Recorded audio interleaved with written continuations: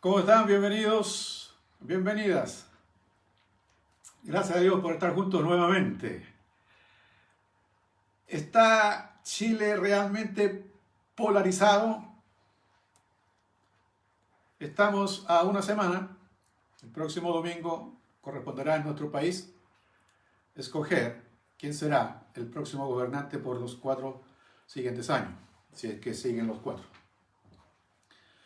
Y hemos estado atentos a las diferencias programáticas de cada uno de los candidatos, que son distintas. Distintos programas. Diferencias en el ámbito de la previsión, diferencias en el ámbito de educación, diferencias en el término y tratamiento de género, diferencias en el área política, fiscal y tributaria, que son los últimos temas que ha venido saliendo en términos de si se suben o se bajan los impuestos, las distintas clases de impuestos que están en nuestro país. Y la pregunta obvia es, bueno, ¿cuál es el mejor programa? Y no cuál es el mejor programa para un sector del país, sino cuál es el mejor programa con visión de país para el país en su conjunto, en su totalidad. Y entonces, frente a eso, encontramos a lo menos una parte de nuestro país, el electorado, con una polarización en ambos extremos, como pocas veces se habían visto en nuestra historia republicana. Y entonces, eso ha significado que esta polarización se ha metido en algunos hogares, en algunas familias, y nos encontramos con familias que también se han polarizado al respecto, donde un sector apoya a un candidato y otra parte de la familia al otro candidato. Y uno podría decir, bueno, ¿y eso qué tiene de problema en una civilización que cree en la democracia? Me parece que está bien, que no es un tema que uno pudiese pensar por qué deberían haber desavenencias políticas en una familia. Las pueden haber y claramente.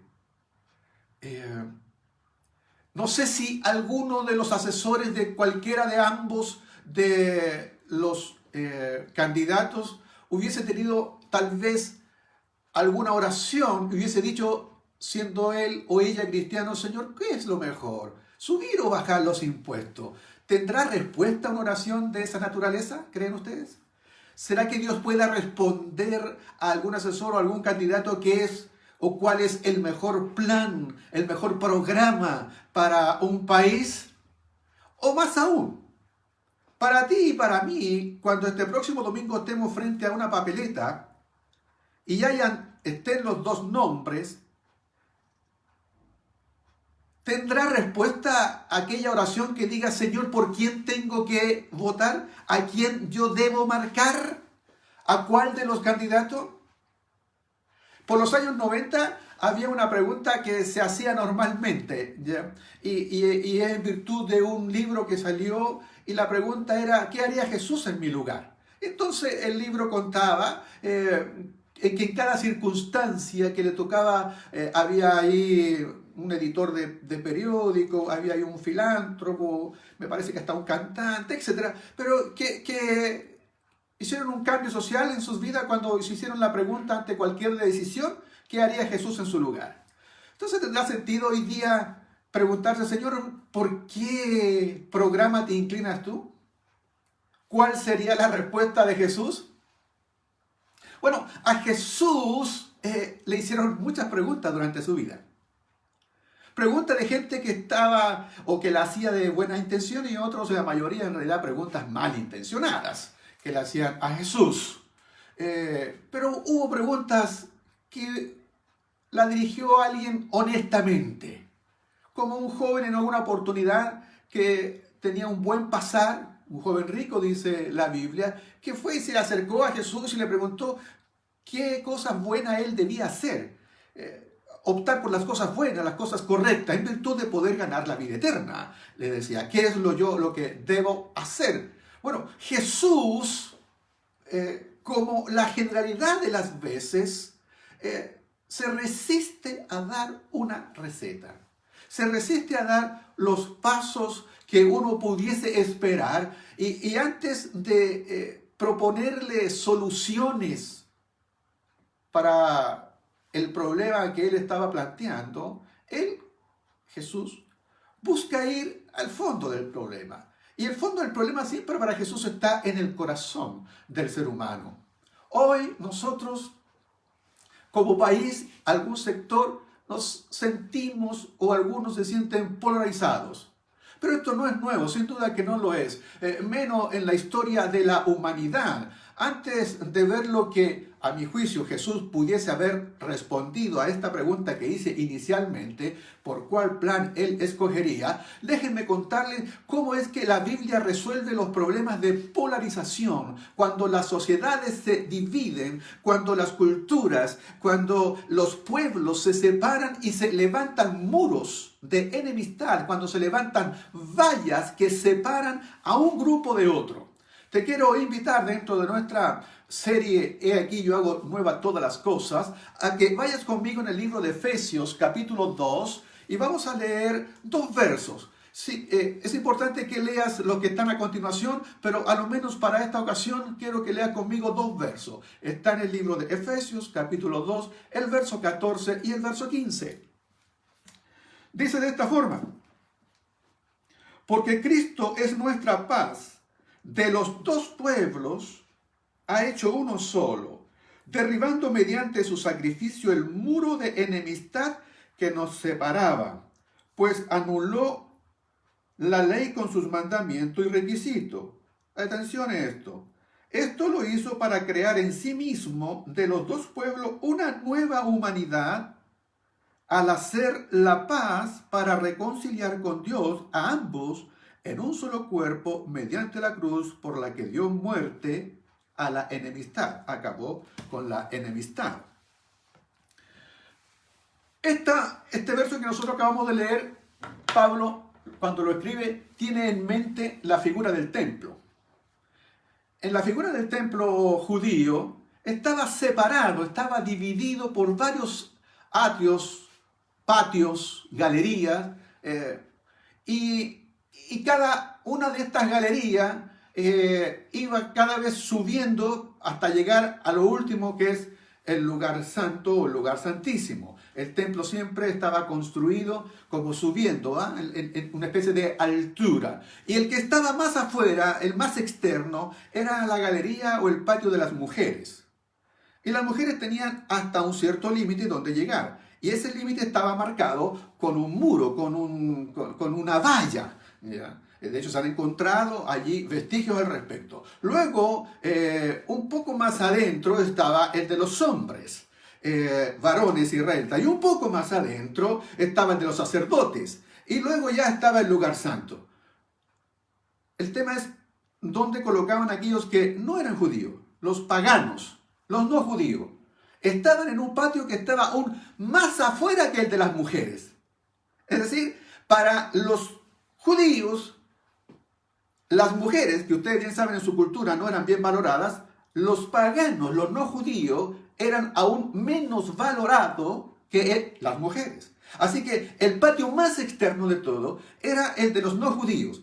Y cuando, si un judío por ventura se pudiese equivocar y pasaba a un atrio, a un puesto, a un patio más adentro, lo podía hacer a riesgo de perder su vida.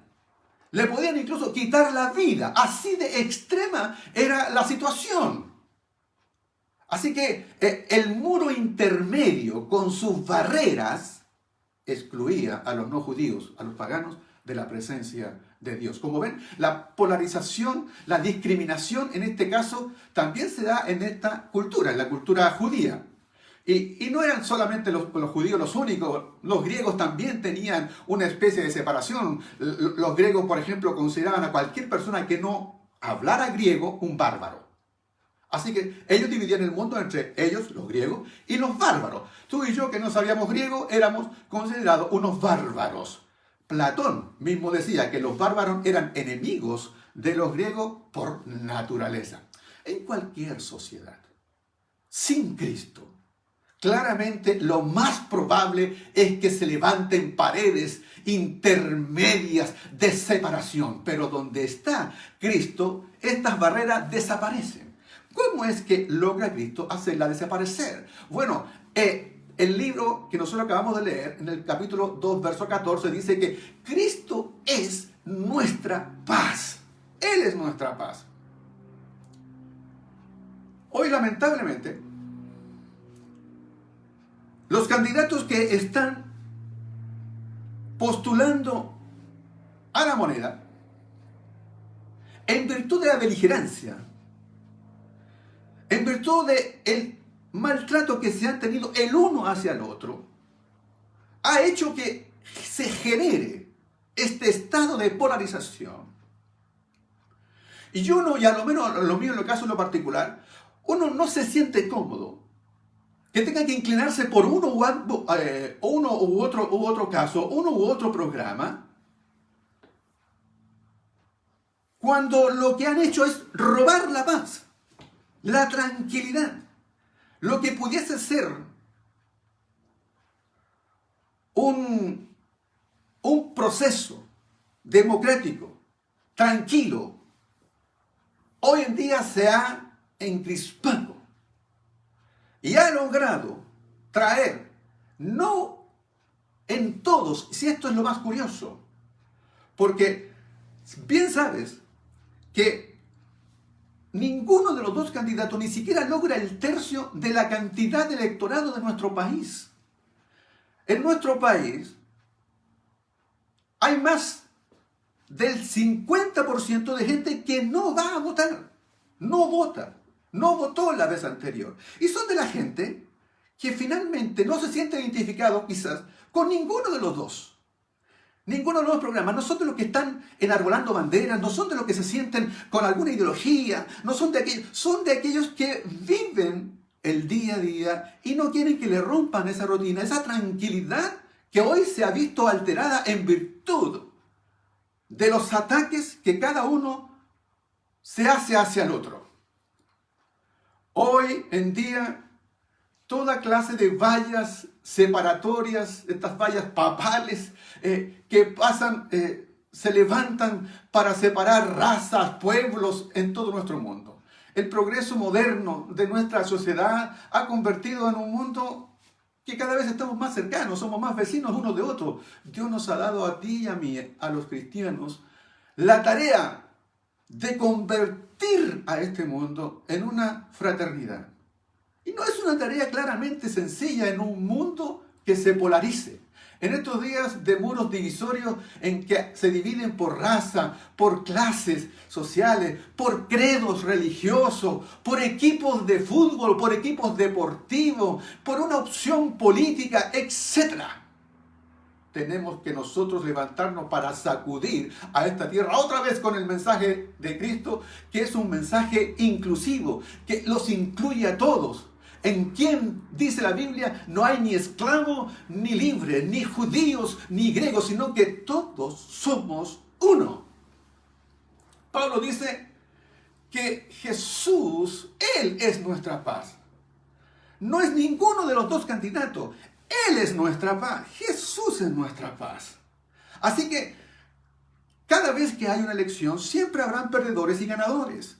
Y el tema está en que tal vez nuestros candidatos olvidan que el hecho de que cuando sean escogidos, los votos que ellos puedan conseguir para ser escogidos no le darán la solución a los problemas de nuestro país. Tendrán sí el poder, la posibilidad de ayudar a nuestra patria, pero el hecho de ganar, tan solo de ganar, no traerá la solución. Será tarea de todos para poder traer beneficios a nuestro país.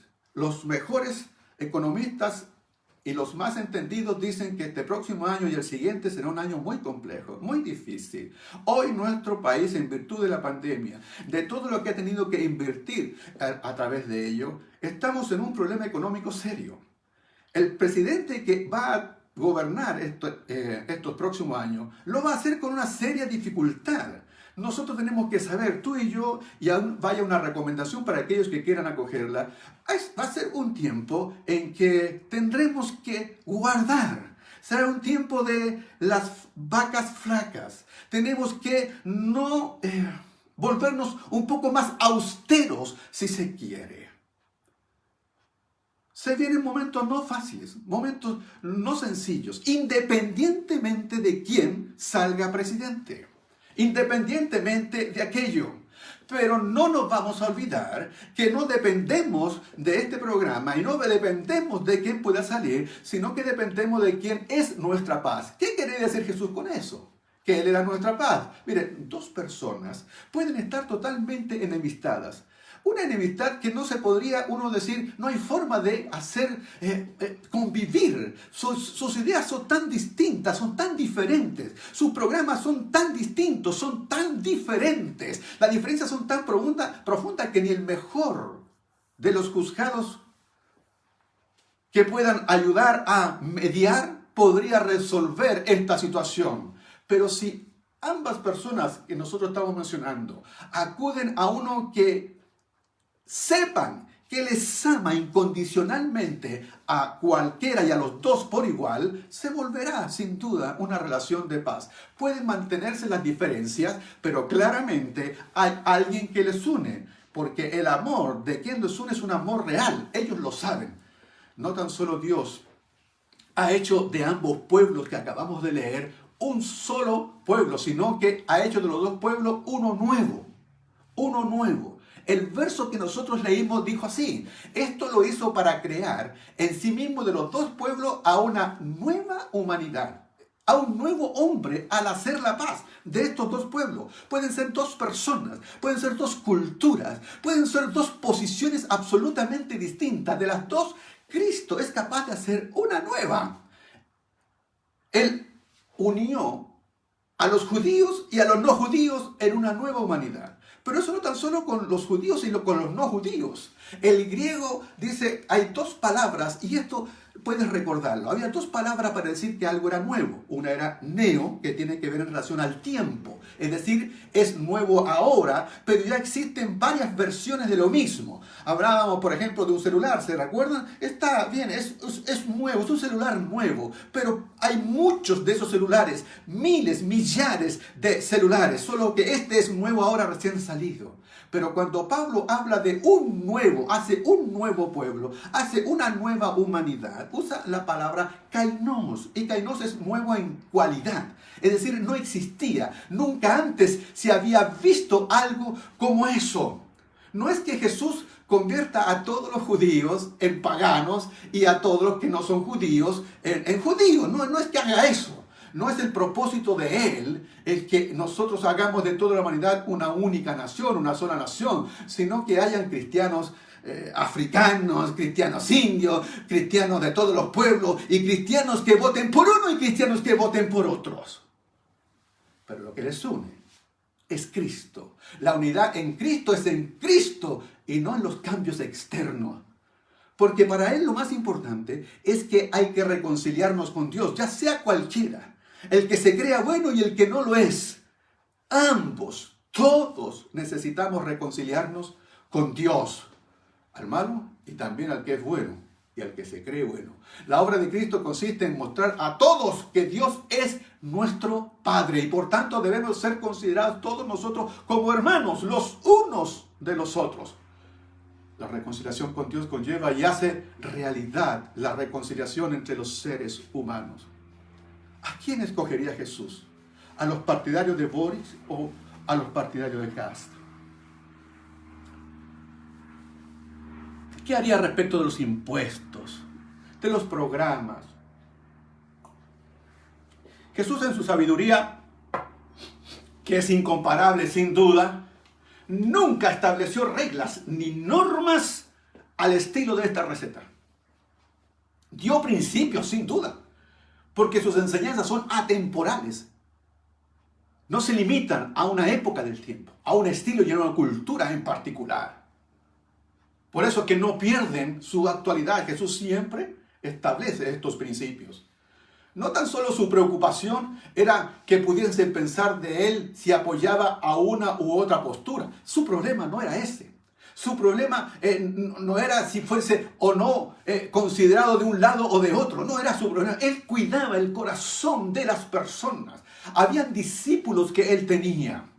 Y frente a eso, él siempre cuidó al corazón del ser humano.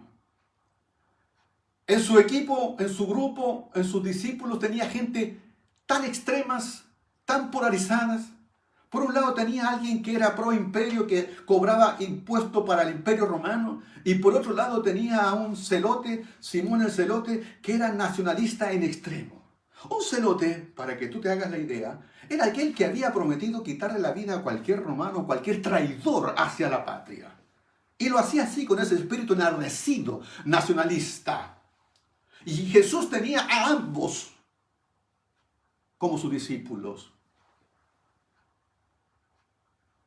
No soy yo quien pueda decirles por quién deben votar. Eso sería abuso. Cada cual tiene la capacidad, la libertad, la personalidad para poder escoger. Pero yo he venido predicando en contra de aquellos que van a no defender la vida en todos sus ámbitos. Y he hablado de la defensa del que está por nacer como aquel abuelo nuestro que tiene el derecho también a morir en paz y en tranquilidad. Y es por eso que he predicado en contra del aborto y he predicado en contra de la eutanasia y he predicado también defendiendo a la familia por todos aquellos que quieran destructurar, desconstruir el concepto de familia. Son las cosas que he venido predicando en virtud de los valores que me enseña la palabra de Dios. Y Jesús, teniendo a gente tan extrema en su grupo, cuando la pregunta malintencionada vino y le dijeron a él si era legítimo entregar los impuestos, entonces la respuesta de él fue que le pasaran una moneda y dijo, ¿de quién es el rostro que está en la moneda? Era de César. Y entonces allí vino, al César lo que es del César y a Dios lo que es de Dios. No porque quisiera evadir la respuesta frente a su cultura, sino porque le interesa también cuidar el corazón de quienes están allí, de estas personas que están en ambos extremos, y él los acogía, porque es un milagro el hecho de que alguien que fuera pro imperio y alguien que fuera absolutamente contrario pudiesen abrazarse teniendo esas diferencias, porque había uno que les amaba a los dos de manera igual e incondicionalmente. Jesús borra las barreras. Jesús hace caer cualquier enemistad entre las personas más diferentes que puedan haberse. Y tú y yo somos los responsables de llevar este mensaje en un mundo que pudiese estar separado por la razón que fuere. Ya sea izquierda o ya sea derecha. Mi mano izquierda y mi mano derecha son parte de un mismo cuerpo. Están en mi mismo cuerpo. Y dice la Biblia, hay un solo cuerpo. Hay un solo espíritu, así como también fueron llamados a una sola esperanza, un solo Señor, una sola fe, un solo bautismo, un solo Dios y Padre de todos, que está sobre todos y por medio de todos y en todos. Amén. Bendiciones para nuestra patria y que Dios nos guíe, nos conduzca, nos ilumine ahora y siempre. Jesús.